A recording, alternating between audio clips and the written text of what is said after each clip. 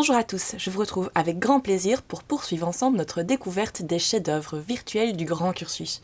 Aujourd'hui, c'est dans le département du Moyen-Âge que nous retournons ensemble pour découvrir une pièce exceptionnelle, l'Évangéliaire de Notger. De 972 à 1008, Notger est évêque du diocèse de Liège.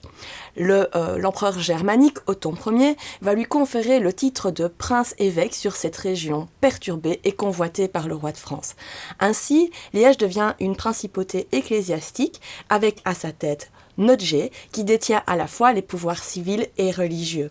Notger est donc un homme riche et puissant, qui est aussi un grand bâtisseur, puisqu'il dote Liège de la première enceinte fortifiée, au sein de laquelle il va intégrer 7 collégiales, 2 abbayes, mais aussi la première cathédrale Saint-Lambert, tout à côté de son palais épiscopal, 2 bâtiments témoins justement de son pouvoir politique et religieux. Parmi ces 7 collégiales qu'il fait construire, il y a la collégiale Saint-Jean, qui est toujours visible aujourd'hui à côté de l'actuel réflecteur et cité miroir. Et c'est pour cette collégiale Saint-Jean qu'il fait don de l'Évangéliaire de Notger. Cet évangéliaire contient un manuscrit qui proviendrait de l'abbaye de Stavelot et qui aurait été réalisé vers 930. Le plat de reliure, quant à lui, donc la couverture de l'évangéliaire, est composite et a été réalisé au fil de 400 années, ce qui permet de montrer d'une part le savoir-faire des artisans mosans, des artisans de la vallée de la Meuse, mais aussi l'importance que l'on va conférer à cet objet qu'on va enrichir au fil des siècles. L'élément le plus remarquable est sans doute l'ivoire qui a été sculpté fin du Xe siècle et dans lequel on peut observer des motifs dans différents registres. D'abord, au registre supérieur, au centre, on peut voir une représentation du Christ en majesté. Le Christ est représenté de face, les pieds posés sur une sphère, il bénit de la main droite et tient les évangiles de la main gauche.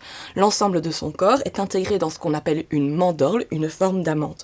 Aux 4 coins de ce premier registre, on peut voir le tétramorphe, c'est-à-dire le symbole des 4 évangélistes. D'une part, ici, sous les traits de l'ange, on reconnaît Matthieu. Sous les traits de l'aigle, on reconnaît Saint Jean. Sous les traits du bœuf, on reconnaît Saint Luc. Et sous les traits du lion, on reconnaît Saint Marc. Voilà pour le registre supérieur. Dans le registre inférieur, on peut voir un personnage qui est agenouillé et placé en prière devant un édicule, une espèce de petit bâtiment, comme une église vue en raccourci, et derrière lui, un siège qu'on reconnaît comme étant la cathèdre, le siège qui est typique des fonctions d'évêque. L'identification de ce personnage pourrait être donnée par la phrase en latine qui court sur le pourtour de cet ivoire. Et on peut y lire « Et moi, Notger, accablé par le poids du péché, je fléchis le genou devant toi qui fait trembler l'univers. » Ainsi, la phrase permettrait peut-être d'identifier ce personnage comme étant Notger. Mais alors une question se pose. Si on regarde bien ce personnage, on peut voir autour de sa tête un nimbe, c'est-à-dire une auréole, une symbolique qui est réservée aux personnages saints. Or, l'ivoire a été sculpté du temps du vivant de Notger.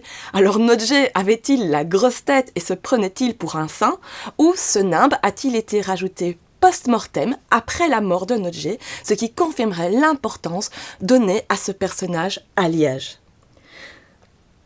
Le plat de reliure est composé aussi d'émaux, sont les parties colorées et qui datent de 1160. Ces émaux sont des émaux chanlevés qui représentent sur le pourtour de l'ivoire les vertus. On y reconnaît la justice, la tempérance, le courage, et il y en a une 4e qui est trop abîmée que pour être identifiée.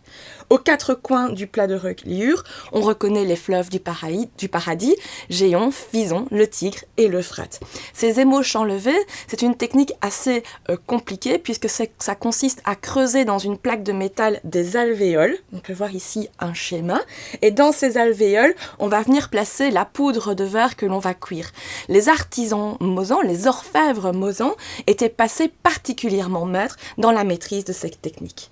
Enfin, il reste à décrire les plaques dorées et gravées qui, quant à elles, datent du XVe siècle et sont ornées d'un décor ornemental fait de rinceaux végétaux et de fleurs qui sont typiques du décor gothique des années 1400.